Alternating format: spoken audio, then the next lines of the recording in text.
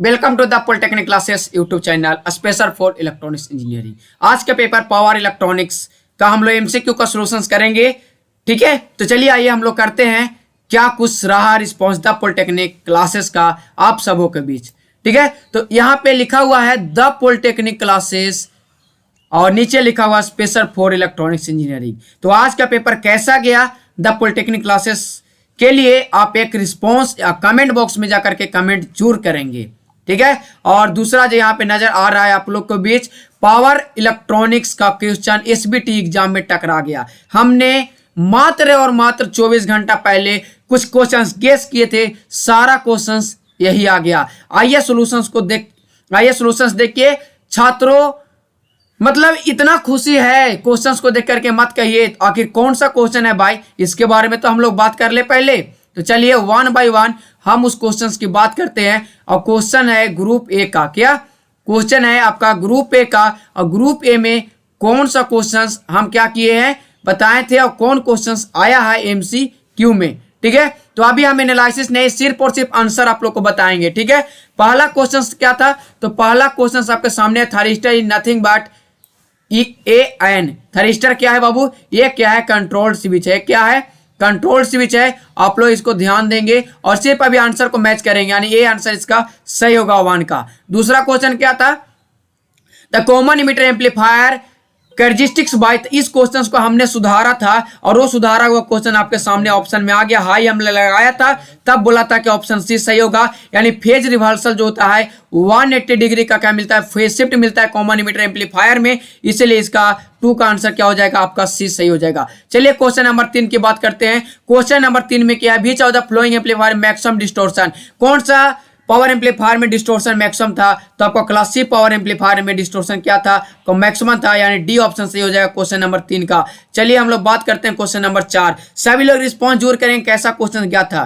ठीक है, 4 नंबर को क्वेश्चन में यहाँ है कि ट्रैक क्या है, ट्रैक क्या है, तो ट्रैक क्या है, बाई डायरेक्शनल थायरिस्टर या बाई डायरेक्शनल एसीआर है, यानी इसको 2 एसीआर को एंटी पैरेलल में हम लोग कनेक्ट करते हैं, वो बाई डायरेक्शनल में काम करता है, इसीलिए 4 का जो ऑप्शन होगा आपका बी इज राइट आंसर। चलिए बात करते हैं क्वेश्चन नंबर 5। क्वेश्चन नंबर 5 क्या था, हमने बताया था कि यहाँ पे लीनियर रेगुलेटर है, तब क्या होगा ऑल द टाइम ये क्या करेगा, काम करेगा। लेकिन यहाँ पे जैसा ही हम बताए थे कि स्विच होगा बाबू, तो स्मॉल पार्ट के लिए काम करेगा, यानी इसका सही आंसर क्या हो जाएगा, 5 का क्या हो जाएगा, सी हो जाएगा। हमने ये क्वेश्चन कराया था। चलिए बात करते हैं नेक्स्ट का क्वेश्चन नंबर क्या है, क्वेश्चन नंबर 6 है। क्वेश्चन नंबर 6 में क्या है, इनपुट पावर कन्वर्टर। हमने बताया था ये क्वेश्चन क्या है बाबू, अधूरा है, इससे एग्जैक्ट आंसर लाना पॉसिबल है कि क्या हो सकेगा, लेकिन इसका आंसर जो निकाल करके आता है वो है 0.50, यानी सी ऑप्शन इसका क्या हो जाएगा, आपका सही होगा, यानी क्वेश्चन नंबर 6 का सही आंसर क्या हो जाएगा, 6 हो जाएगा। 7 नंबर क्वेश्चन में हमने बताया था कि यूजेटी क्या होता है, तो लो फायरिंग आपका करंट होता है, नेगेटिव रेजिस्टेंस इसमें होता है और स्विचिंग एप्लीकेशन के लिए यूज किया जाता है। तो हमने बताया था कि अगर 2 ऑप्शन आपको मिलता रहेगा तो ऑल ऑफ देवर टिक करके आना है, यानी 7 का आंसर क्या हो जाएगा, आपका डी हो जाएगा। सभी स्टूडेंट ओनली फॉर आंसर मिला लेंगे और नेक्स्ट पेपर का तैयारी करेंगे। ठीक है, input resistance ideal voltage amplifier के लिए बताए थे, क्या कोई स्टूडेंट है जो नहीं बताए होंगे, यानी 0 क्या होता है, इसका इंटरनल रेजिस्टेंस क्या होता है, आपका 0 होता है या आइडियल का, यानी आपका आंसर हो जाएगा ये हो जाएगा। क्या नेक्स्ट क्वेश्चन, क्वेश्चन नंबर 9, क्या लाजवाब क्वेश्चन है।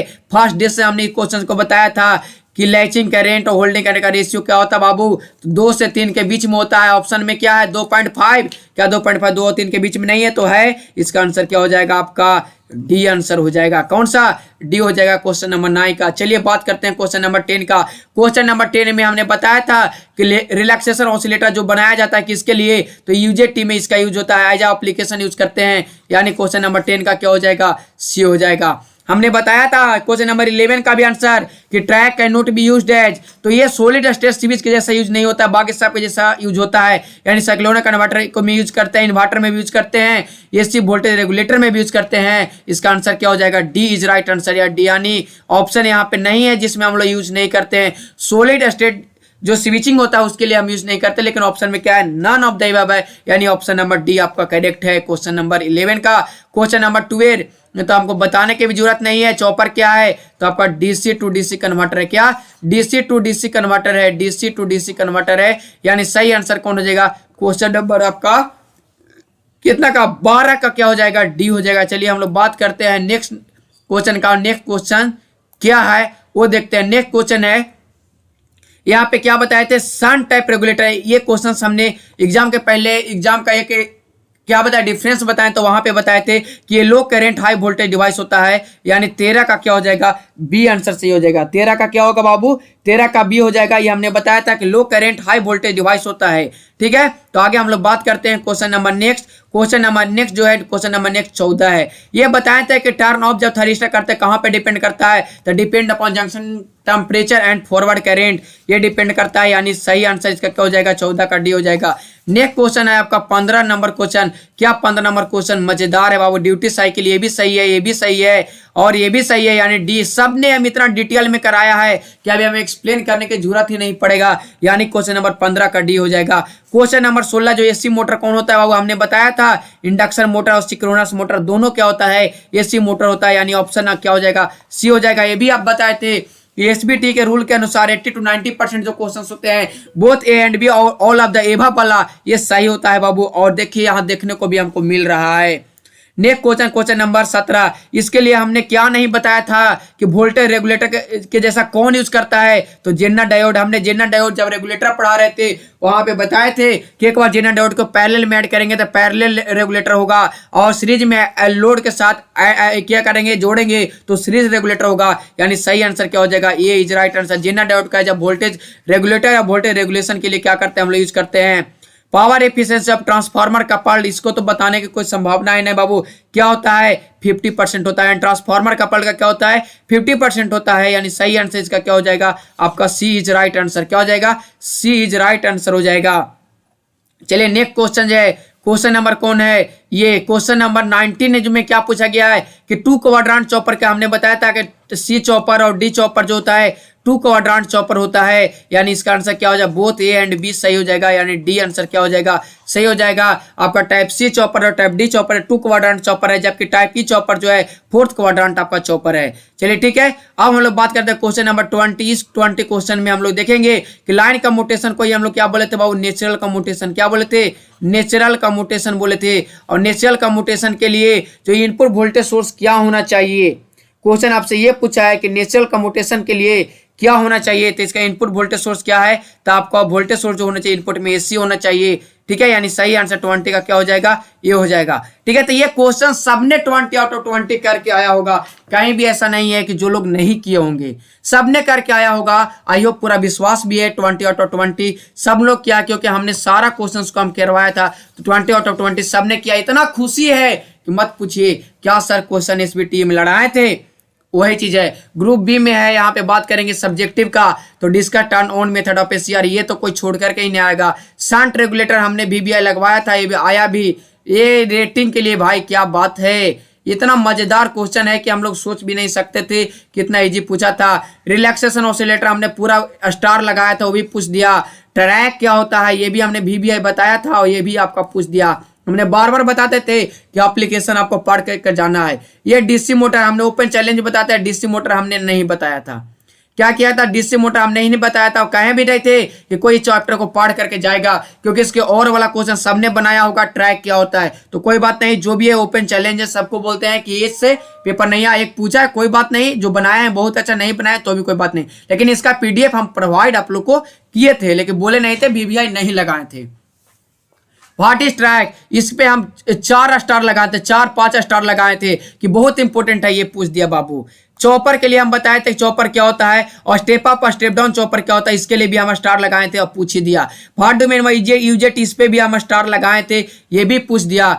क्या क्वेश्चन है ट्रांसफार्मर कपल्ड पे, तो हम ऐसे ही पहले से गेस था कि पूछेगा, लेकिन पूछा भी। अब यहाँ पे कंपैरेटर सर्कुलेटिंग करें और नॉन सर्कुलेटिंग करेंट, ये लास्ट डे हमने बताया था। अगर बात किया जाए तो कल ही ये बताया था कि सर्कुलेटिंग करंट क्या होता है, नॉन सर्कुलेटिंग करंट क्या होता है। इसका हमने पीडीएफ भी आप लोग के पास भेजा था। आई होप ये क्वेश्चन सबने करके आया होगा, ठीक है, क्योंकि एक दिन पहले इसको हम बताए थे। डुअल कन्वर्टर, एकदम इतना स्टार लगाए थे डुअल कन्वर्टर पे कि मत पूछो, क्वेश्चन 6 में पूछ दिया। हार्मोनिक डिस्टोर्शन, इसके लिए हमने कहे थे कि हर साल पूछे जाने वाला क्वेश्चन अब पूछेगा भी। और क्वेश्चन नंबर 8 बाबू, इस पे हमने स्टार लगाया था, जितना भी स्टार लगा था सबने क्वेश्चन पूछा है। और ये क्वेश्चन क्या है, पूछा गया है कि सीरीज ऑफ पैरेलल ऑपरेशन क्या होता है। आप वीडियो देख सकते हो जाकर के, हमने क्या बताया क्या नहीं बताया था, और टेक्निकल नोट भी बताया था क्लास बी, ये आया भी, और ये हमने नहीं बताया था। क्या हमने कहा था कि पीडीएफ पढ़ लेना, लेकिन नहीं बताए थे, ये हम बीबीआई लगाए भी नहीं थे।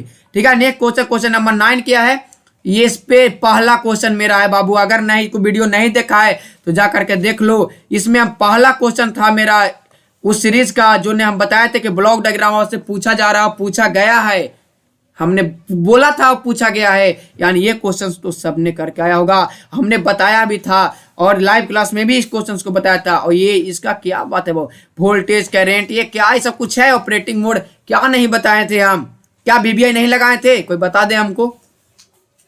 तो ये भी क्वेश्चन आपने करके आया होगा। नेक्स्ट क्वेश्चन क्या है, भाट, ये क्वेश्चन हमने नहीं बताया था बाबू, ये झूठ नहीं है, एकदम रियलिटी है। हम ये क्वेश्चन नहीं बताए थे, हम बोले थे कि प्रीवियस 1-2 क्वेश्चन पूछ लिया जाता है, बेसिक से आपको पूछ लिया जाता है, कॉमन एमिटर नहीं बताए थे। लेकिन ये क्वेश्चन पे बीबीआई लगाए थे। क्या, class A, class B, class C power amplifier, पहला क्वेश्चन मेरा था यूनिट 2 का, जिसमें ये हम बीबीआई लगाए थे, आप लोग को बताए थे कि क्वेश्चंस आएगा, आया भी आया। ठीक है, चलिए ठीक है। ये क्वेश्चन जो है turn off time of ACR, इसमें हम टर्न ऑन टर्न ऑफ दोनों बीबीआई लगाए थे। ये आ गया, कौन फैक्टर पे डिपेंड करता है, ये भी आपको एमसीक्यू में मिल गया। ये कांस्टेंट क्या होता है ये भी आपको पता चल गया होगा।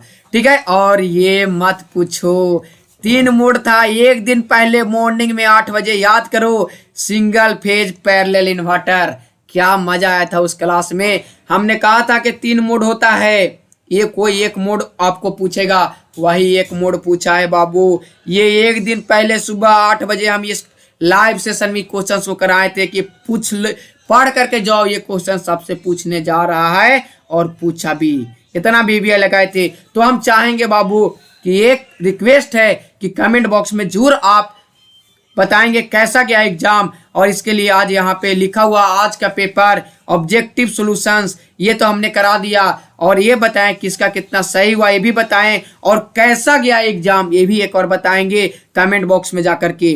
तो इसी के साथ हम आशा करते हैं, विश्वास करते हैं कि सारे पेपर इसी इफिशिएंसी के साथ आप लोग को जाना चाहिए। मेहनत कीजिए, और मेहनत करने के बाद हम आपके लिए 24/7 रेडी हैं। जहां पे मेहनत में कमी होगा बाबू बता देना। तो आज के लिए thank you everyone, thank you all students, okay, thank you.